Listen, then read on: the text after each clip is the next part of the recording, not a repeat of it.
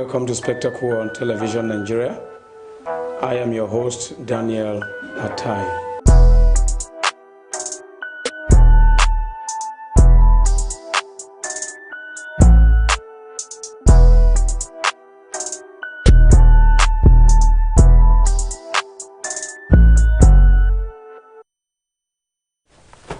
Yeah, welcome to Spectacle. I am Daniel Atai.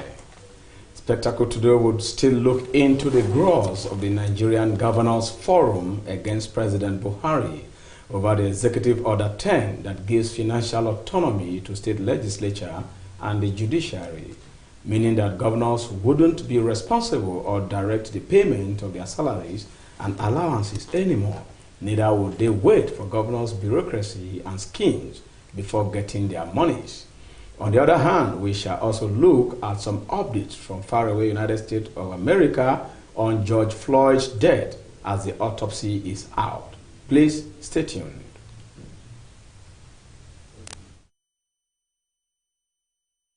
In another development, financial autonomy, governor says Executive Order 10 can't stand. President Muhammadu Buhari and Governor Kayode Fayemi-led NGF, that is Nigerian Governors Forum, may soon be at loggerhead. Order 10 pronounced was on May 22nd granted financial autonomy to state assemblies and judiciary. Governors have now met President Buhari and Attorney General of the Federation, Abubakar Malami, over the interpretation of the order. The chairman of the Governors Forum, Governor Kayode John Fayemi of Ekiti State, reportedly took the order to the President and the Attorney General of the Federation, Abubakar Malami. In what is apparently indicative, a counter move, governors have raised dust against the Executive Order 10, granting financial autonomy to the state legislatures and the judiciary. The governors who met under the aegis of Nigerian Governors Forum rejected the president's order and described it as an unnecessary distraction. The autonomy, as ordered, mandated the state governor to always include the allocations of the legislature and the judiciary in the first-line charge of their budgets. Governors have now objected to the decision, describing it as an unnecessary move which is against Section 121, subsection 3 of the 1999 Constitution as amended. We mandated the NGF chairman, Dr. Kayode Fayemi, to have audience with the president and Malami to avoid recourse to legal tussle on the interpretation of Section 121, subsection 3 of the 1999 Constitution. A governor from the North Central region said, "We prefer dialogue to confrontation because we consider Executive Order 10 as unnecessary and overkill of the existing constitutional provision." You can see that in the last few days, AGF Malami has been trying to justify Executive Order 10.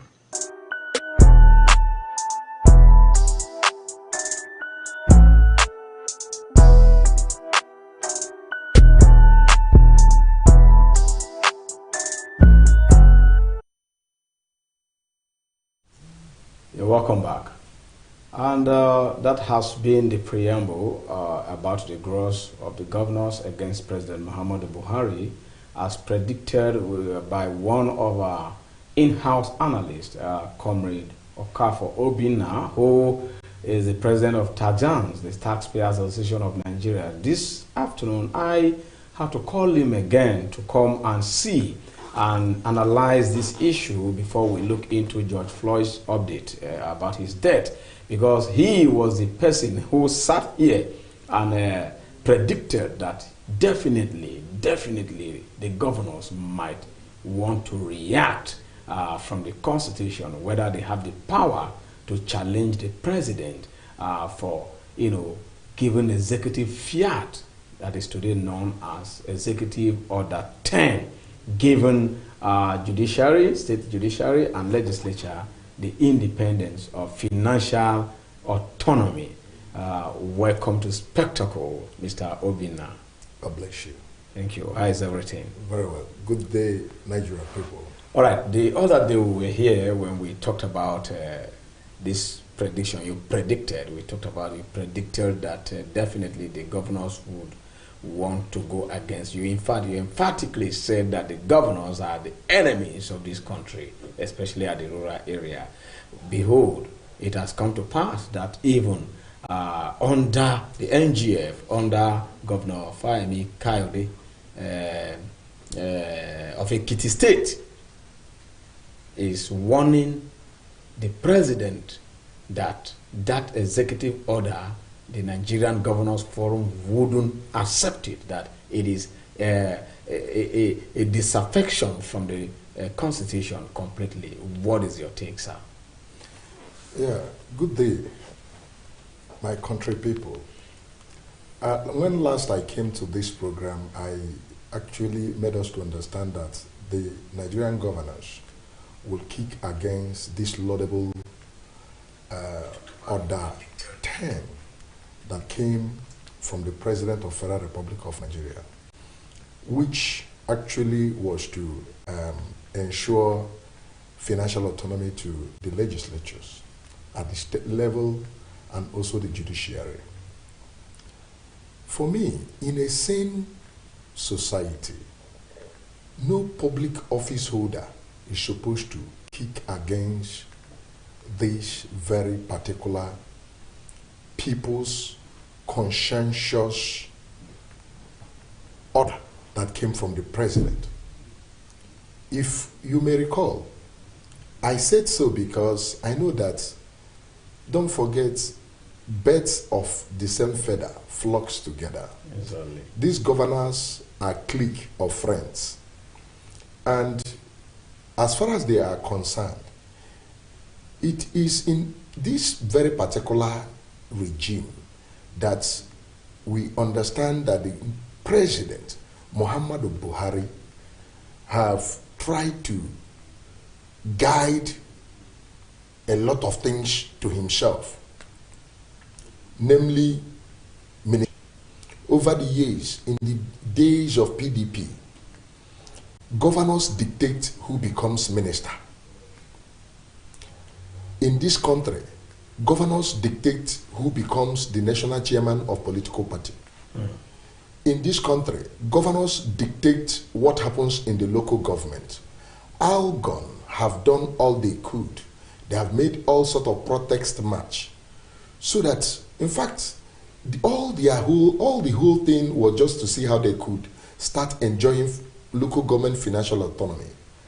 Up to this very moment, even when government, even President Muhammadu Buhari, tried to institute NOFIU, Nigerian Financial Intelligence Unit, to oversee the financial autonomy of local government. Instructions were given to commercial banks, but up to this very moment, governors went their way to lay grip of their hands on the local government fund. Those monies would have regenerated a lot of activities in local government. What we see today is just mere local government secretariat. There is no life there, there is no oxygen. That is the kind of governance we have. As far as I'm concerned, ideas precede reality. It is reality that some state governments don't have enough economic activity. But with good ideas, a lot can happen in those states. How can you believe that in our own country, governors have succeeded in crippling the economy to the lowest level? 2019, this country witnessed very low response in direct investment. It came down as low as 204%.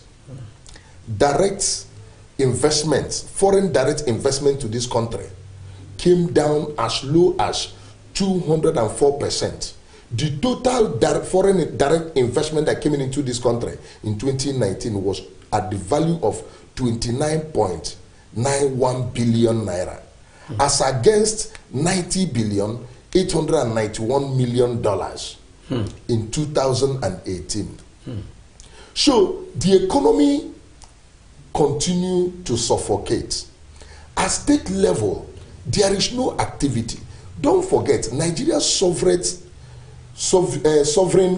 investment authority have been crying that we don't have any sovereign wealth fund. Countries like Norway and so many advanced countries, they save fabulous amount of billions of dollars for the raining day. But in this part of the world, because of the kind of governance we have, yes, the former minister of finance, Dr. Ngozi Okonjo-Iweala, did all sorts of things to ensure that we are more prudent in managing what we have. The woman laid a lot of emphasis on saving for the raining day, but the kind of governance we have never allowed us to save anything. Today we have just barely 1 point something billion dollars in our sovereign wealth fund as a nation. And to them it does not matter.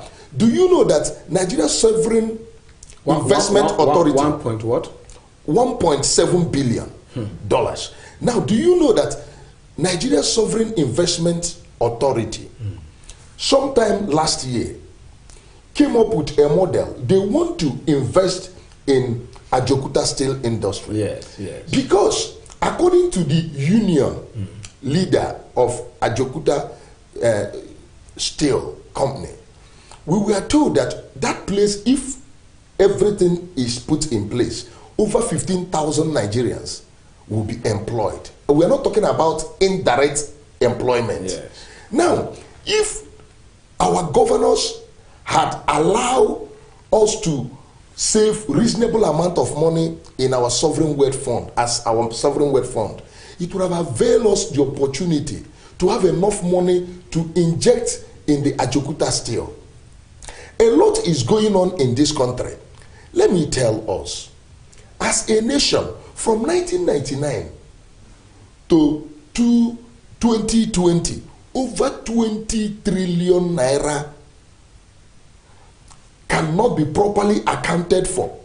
This money forms fake that has been going into state government. I am talking about this matter. If you want to extray it very well, it will bring down so many former governors. It will take so many of them into the EFCC net. It will take so many of them to the prison yard. A few years ago, I mean sometime last year, we saw some former governors. They were imprisoned in this country because of mismanagement of taxpayers' money. But I want to let you know that this thing is just a tip of an iceberg. If this thing is done thoroughly, if it is a fair judgment, so many governors, both former and present, will go into serious mess because of what we are seeing in this country.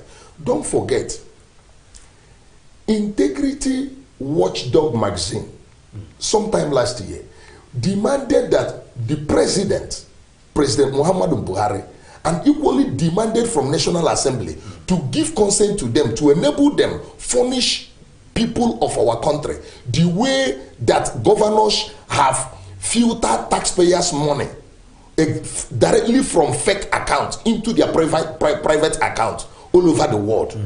They suggested that they have every fact. The founder and the chairman of that thing is one Dr. George Obo. He said, he's a forensic expert, he said he has all these informations. As a nation, when we want to dig deep, some of this anti-corruption we see in this country is pick and choose. If we must accept it the way it is pick and choose. The worst enemies of this country are the governors. Today, we saw some of them that are in the executive. The moment they leave executive and go to National Assembly, they will begin. Most of them want to go for Senate. Their tone will change. If everybody is advocating for true federalism, we need separation of power. We need independent of legislatures. So now that Mr. President and that of the judiciary, and yes, and independent of the judiciary also. So now, if Mr. President have same reason in bringing decorum to the system, he wants to rejig the system, because the biggest challenge we have as a nation is that there is a problem with the structure. And the man gradually wants to give serious attention so that he can be remembered for one thing. But you can understand that the kind of governors we have are anti-people. Look, Nigerian people need to really understand where we are going to. This fight is not fight of President Muhammadu Buhari. I am not an APC person. But in this very one, I can tell you categorically that Mr. President took an action that is really Nigerian project. This is what Nigerian people have been clamoring for. And for once, Mr. President said, let me do the right thing as a political party. And instead of APC as a political party to adopt it. And incidentally, the governor, the chairman of the Nigerian Governor Forum is from the APC fold. Yes. Governor Kayode. What kind of caricature is he trying to play? No. That is more reason why, my brother, let me tell us, whether we like it or not, our leaders need to set a very good parameter on how leaders can be pick and choose.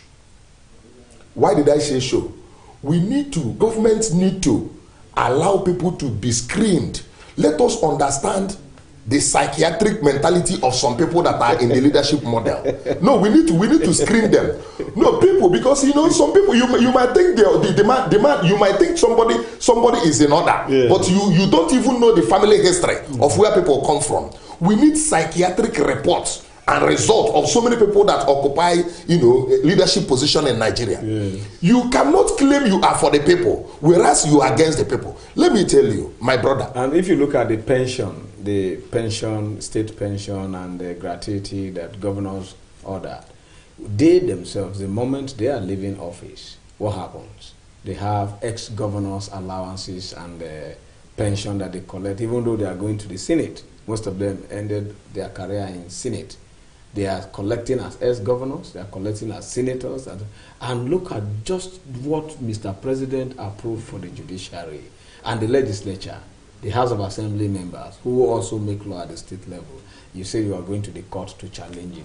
Do you think that the court will listen to this kind of statement? Because the right, I think Mr. President have his own right from the same executive order, I mean the Constitution too. You were saying something before. As far as I'm concerned, it will die on arrival. Okay. They will not get. But they have financial muscle. No. And they have money more than the president. The judiciary to buy the judiciary lawyers. will do proper interpretation of this very particular constitution. Okay. And we also believe that the judiciary will wear human face here. We are talking about independent of government institution. There is nothing more than that. And the governors, upon what they are getting, now, even up till now, so many governors have not done much in the name of palliative within this period of COVID-19. Talking about palliative, even so many governors have not done anything. So many governors have not done anything. I was reading a particular article yesterday where the governor of Katsina State stated that as it is, there will be no capital project, that the state government might not be able to fund any capital project for now, unless any of them appears to be very, very, very important. So what it simply means is that 2020 in that state, this year, this very particular year, might not see any program or activity. Because the state government is now telling everybody that there is no money. Now the question is, how much did the state government spend on palliative on the people of Katsina? You see, these governors, many of them murdered their conscience. In their state, there is no program to alleviate poverty. One of the areas that this thing would have, gotten to the grassroots we are to be, if governors had considered local government autonomy, because local government autonomy is a gateway to, to local, local government financial autonomy. No, local government financial autonomy and is political gateway, autonomy. Is gateway to poverty alleviation, because when there is life in the local government, look, local government manages a lot of things. And that is why the government also, when they create all those activities in the local government, a lot of idling youths, the women, the rural women will be involved in one way or the other. Even up till now, so many of our mothers, they go to market, the village market, without any roof under their head. The whole rain will fall upon them. The sun will beat our mothers. And at the end of the day, small children will come. They say they are tax force from local government. They will keep collecting all sorts of levy and the tax from these mothers. And we have a country. We have governors. To them, it does not matter. Incidentally, you are their chairman, the Taxpayers Association of Nigeria. Yes. God bless you. That is more reason why this program is very, very important. And I strongly believe that we have a listening government. They need to listen. Time has gone when government will continue to dwell, political parties will continue to dwell on slogans. We need to up the game. We need to level up. There is need for proper, political debate. Let us ask questions. If you want to become a governor, if you want to be president, if you want to be local government chairman, you must make yourself available to all sort of debates. That is more reason why countries like America, when they call upon you for political debate, you must show up so that people will ask you their questions. Don't tell us you are not prepared. Don't tell us you have known the problem of a state, whereas you don't have anything. Do you know before anybody emerges, by standard, before you emerge as a governor, as a president, do you know by standard you are supposed to have a concept note of what you want to achieve? Like your blueprint. Yes, you're supposed to have a concept note, a blueprint of what you want to achieve. You're supposed to do a total survey of the economy of the state, economy of the country, economy of the local government. You're supposed to look at a lot of indices so that whatever you want to do as a new person, so that it can be something that is workable. But in this part of the world, people just come and make empty promises. Don't forget, Mr. Dan, these governors that are beginning to fight the president because of order 10, during the electionary period, many of them made promises that they will conduct elections in local government. Many of them made promises that they will ensure that there will be financial autonomy to the judiciary and to the legislatures. But today, it has become a different thing. There's a particular state that the governor even came out and said he will enact the law. One of the middle belt governors, that he will make sure the state assembly pass that law for local government financial autonomy, as well as judicial autonomy and legislative autonomy. But look at them, the aegis of Nigerian Governors Forum, NGF, challenging or threatening to go to court against Mr. President. Now I begin to ask my question that, could it be that the constitutional framework of the 1999 as amended has some loopholes that could create underdevelopment for the country? Yes, I am not a lawyer. I would definitely suspect so, and I would have to look for a constitutional lawyer who will come and explain this. Actually, I've listened to so many. You know why I asked this question? Yes. If you are, as a governor, you've been discovered that you are stealing from the purse of the local government. You are also scrutinizing the finances of the legislature at the state level and the judiciary. You control the judges, you appoint, you pay, you fire at your discretion. So now, and somebody like the president is saying, stop this evil. Don't steal these people's money. And so you are going to court so that the court can help you to steal. I can't fathom it. So that is why I say, is it that the constitution have some loopholes for criminalities to continue to prevail. Yeah, God bless you, my brother. The truth of the matter is that I've listened to so many senior lawyers canvass this very particular point you raised. 1999 Constitution need to be restructured. That is more reason why a lot of people are advocating for a new constitution. Yes. You understand? There are so many lacuna, there are so many problems, fault lines in our constitution. And that is what some of our leaders are leveraging on. Yeah. These governors want to leverage on little loopholes. And that is why, as a nation, we need to understand that the worst set of leaders we have in Nigeria are the Nigerian governors. That is just the truth. And there is no apology about that. They don't have conscience. They are anti-people. They fight every day policy. They brought NFIU. They like went to demigods. Now, yeah, I don't know whether the NFIU is like even functioning. Now, let me tell you something. In civilized society, immunity to prosecution does not obviate investigations. Okay. That you are a governor, you have immunity that nobody can prosecute you. Immunity has limits. Yes, it has limits. That does not mean nobody can investigate you. So many of these governors, they are penchant for corruption. Is that clause? Is unabated. Is unabated. They are penchant for corruption, and yet you see people, you see them in conference, they sit down, they list anti-corruption conference, you see them, they wear dress, they cover the front line. At the end of the day, the person doing that program is just busy entertaining himself because they'll be laughing at you. As far as they are concerned, I thank God that today there is a little paradigm shift. At least today, I am 100% sure that most of the ministers that we have are not from governors, so to say, the way it used to be. Because in those days, presidents are not 100% in control.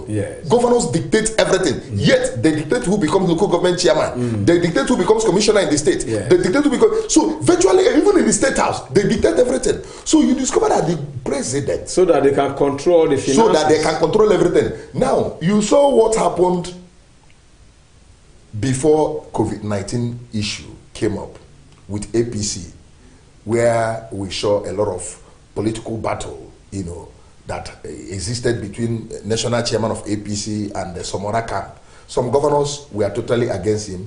They tried all they could to axe him out. But at the end of the day, he's still there.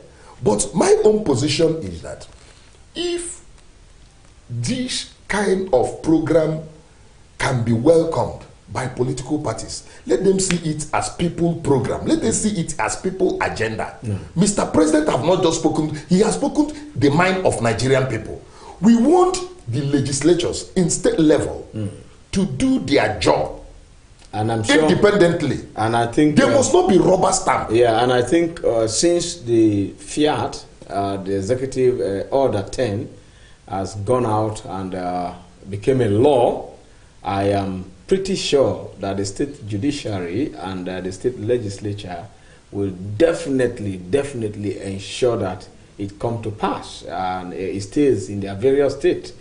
This is a fight to the finish, and I believe that the people should join the state legislature and the judiciary to ensure that they fight these governors I can call evil governors who don't want anything good at their various state levels.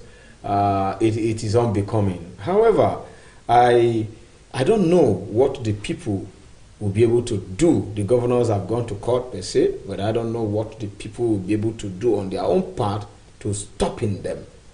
Do you have an idea of what the people could do before we quickly run into the update from the death of George Floyd? Well, anyway, if not for this period that everybody is still observing, there is need for the citizens to come together and make their statement. There is need for people to make their statement. There's need for very strong statement against the actions of the Nigerian governors. Exactly. They cannot continue to take that direction. Yeah. Power belongs to the people. People voted you in, and don't forget you've made all sorts of promises before you finally emerge. And today you don't even keep to your promises. Imagine. It is only in this part of the world that you see all sorts of promises during election era. Governors Somebody will tell you under the MOUs, somebody will money, tell you under the billions of money. bridge. I will construct a new bridge, and under the bridge there will be AC, everything. You listen to so many things, but at the end of the day, you are not seeing it, and yet the citizens don't respond as supposed. Yes, and we need to wake up as a nation. We need to wake up as a nation. Do you know how much government expended in conducting election in this part of the world? Do you know that INEC spent over 20 billion naira? 20 billion. I want you to understand this. Yes. This is, look, I can lend credence to the source of my information. No. I can tell you that I can lend credence to the source of my information very, very well. INEC spent over 20 billion in printing ballot papers. Not security, yeah. I said ballot papers. A country like what they use is recycled papers. It does not cost them anything to print ballot papers. But our people, we spend so much money in printing ballot papers for election. And at the end of the day, look at what we are getting. That would have given us at least 2 flagship hospitals in this country. Of course. So what is the need for all this? More than 2 flagship hospitals. So as a nation, we are. Look, when you sow a habit, you reap a character. This thing has become a mundane issue. The set of people we have as governors don't have conscience. Not at all. They don't care. What they want is just their own, and the one that will go into the next generation yet to come in their families. Honestly. They don't represent the people. And that is more reason why, as far as I'm concerned, the Nigerian people need to take their position. We need to take all the relevant stakeholders need to wake up to this occasion. We need to speak up. We need to speak out. We need to let the governors know that they are taking wrong direction. They are not. And not, if not that the executive order, the president is empowered to issue an executive order, the constitution wouldn't have allowed the president to have done that. You see, the technicalities in the constitution were deliberate in order for corruption like this to continue to go on. After they finish their tenure now, you see them lobbying for Senate. They want to become senators at the hallowed chamber. No. Criminals that want to come to the hallowed chamber. The truth of the matter is that when I listened to the outcome of their meeting, where they suggested that 3 governors have to represent them in this matter, namely the Sokoto State Governor, Plateau State Governor, and the Ondo State Governor. These are very strong lawyers. Yes. Playing politics with a matter like this is not important, especially in a season like this, that this nation is faced with all sort of untold hardship. These governors should consider, integrated billing system. As the president of Taxpayers Association of Nigeria, there are so many multiple taxation that is going on in so many states. Few days ago, Anambra State government launched what they tagged integrated billing system. They brought every tax and levy into 1 or 3 components. They dropped down so many multiple taxation so that the citizens of the state can enjoy good governance. That is what leadership is all about. Leadership is service to humanity or humanism. So these governors must be people's friendly. They are not. They must let them look around. There are so many things to do with the state. And until the judiciary at the national level, they are looking the wrong direction. Yes. Why the governors are sitting on the local government fund, the judiciary fund, and the money that's supposed to go to the state house of assembly is Simple. Because they are not lucrative in nature. And there are so many things governors would have achieved. As an executive governor of a state, only IGR of states, if it is properly automated, this money would have been coming into the state revenue board. Yes. And this thing is serious amount of money. But because they are very careless about it. Just the way the TSA is. Yes, just the way TSA. And the way they do the IPPS. Yes. Lecturer. Yes. And that is what Anambra State Governor newly approved. Such kind of program should be replicated by so many governors. State IGR filters into private pockets. Honestly. So why will you be looking at local government funds? Why will you be looking at the federal allocation is for the judiciary, the legislature, even the councillors. The councillors. Do you know when I served as a councillor, we signed, they forced us to sign 245,000 from the bureau as a monthly salary apart from allowances. Then they were giving us 150,000 as salary. So I questioned the man that asked me to sign, the bureau chief. So let me see the actual. He said, you don't need to see it, sign. You don't need to see it, sign. So who take the remaining chunk of money from each of the councillors? You are making about 96,000 naira from each every month. And they are still indebted to us as I speak. When you finish your tenure, severance, they will delay you. Your packages, they will delay you, and so on. They will be eating it. And these are governors that wants to come to the hallowed chamber. We will see about that. We will take a short break with the update of George Floyd's death as the autopsy is out. In America, some are saying he died of COVID-19. Others are saying he died of cardiac arrest. Let's look at it from the report that we got. And then from there, I will allow my analysts in the studio to look into that racial killing that happened on May 25th, 2020 in faraway United States of America, precisely in Minnesota. Let's have a clip. The full of George Floyd's death is out. The medical examiner's office in Minnesota has revealed and released its full 20-page autopsy report on George Floyd's death. Bystander video on the 25th of May showing a Minneapolis police officer, Derek Chauvin, pressing his knee on Floyd's neck as he restrained him, ignoring Floyd's cries of "I can't breathe" until he eventually stopped moving. His death has sparked protests with violence in the United States and around the world. The 20-page report released by the medical examiner's office came with the family's permission and after the coroner's office released summary finding Monday that Floyd had a heart attack while being restrained by officers and classified his death, which occurred on May 25th, as a homicide. His official cause of death is listed as cardiopulmonary arrest, complicating law enforcement subdual, restraint, and neck compression, which in plain English means the knee pressing into his neck resulted in cardiac arrest. The examiner found Floyd had a number of injuries, including cutaneous blunt force injuries on his forehead, face and upper lip mucosal injuries inside his lips, blunt force injuries on his shoulders, hands, elbows, and legs, and patent contusion of the wrists, which were caused by handcuffs. He suffered from 3 underlying conditions. 1. Severe arteriosclerotic heart disease. 2. Hypertensive heart disease.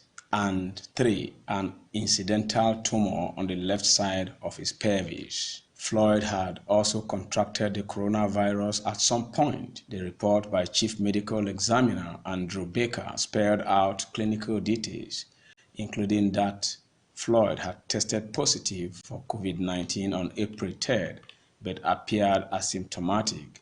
The report also noted Floyd appeared healthy, but he had some narrowing of arteries in the heart. The county's earlier summary report had listed fentanyl intoxication and recent methamphetamine use under other significant conditions, but not under cause of death. The full report footnote noted that signs of fentanyl toxicity can include severe respiratory depression and seizures. Minnesota Attorney General Keith Ellison yesterday upgraded charges against Chauvin to second-degree murder and also charged the three other officers on the scene with aiding and abetting. Floyd family attorney Ben Crump earlier decried the official autopsy as described in the original complaint against Chauvin for ruling out asphyxia. An autopsy commissioned by the Floyd family concluded that he died of asphyxiation due to neck and back compression.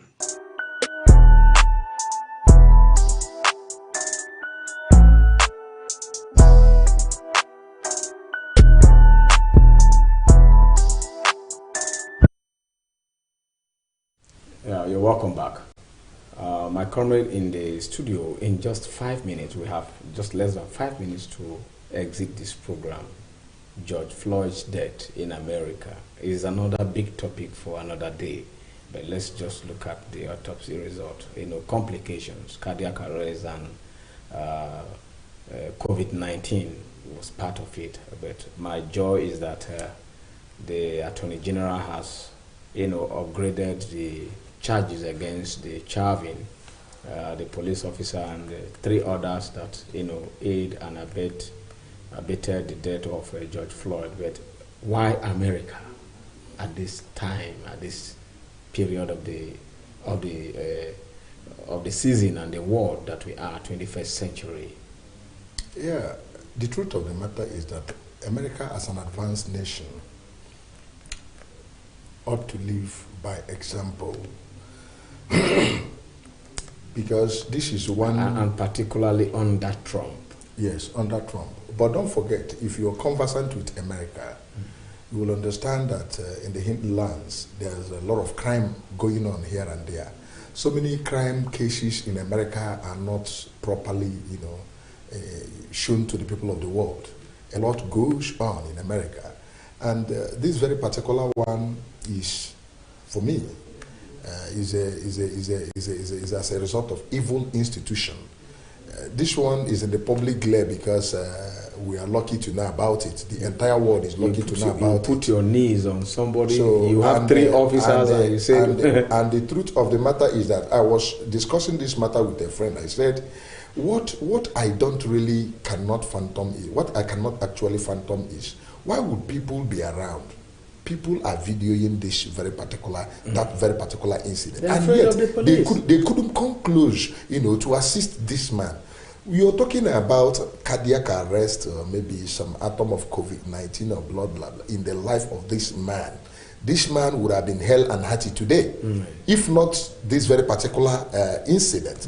The man would have seen beyond 2020. Honestly. And whether he has one health challenge or not is nothing to write home about. Yeah. For me, the entire world is seeking for justice for this man, and we are demanding for justice. American government should do the needful. This is very satanic. This is evil. This is another cannibalism of the highest order, because you cannot treat your fellow human being way, handling. In fact, this thing happened in a form that a lot of persons will be wondering why that man could put his two hands in his pocket, relaxing. So the man is even a demon in human form. So it's unfortunate. And another thing is, don't forget, in our own society, Nigeria as a nation, we have incessant case of this nature, but not exactly in this form. We have seen own is nepotistic, a kind of. No, we have seen so many issues of reckless, death of citizens by the paramilitary and even the military. Trigger happy policemen. Yes, trigger happy police people, policemen, taking advantage of populace. So we are standing to say that humanity should be treated accordingly. This is civil matter. This man did not, even if he's a condemned criminal, he does not deserve to die this way. Honestly. We have courts. Anyway. So in a nation of ours, I think and sundry must say no to this kind of thing we've seen in America. Thank you. It shouldn't exist in the first place, Right. including in our nation. Thank you very much, Mr. Obinna Okafor, for coming to a spectacle. You've done wonderfully well today, and I will still count on you. You are now one of our in-house analysts, and I believe that I could call upon you anytime, any day. Thank you very much. Thank you.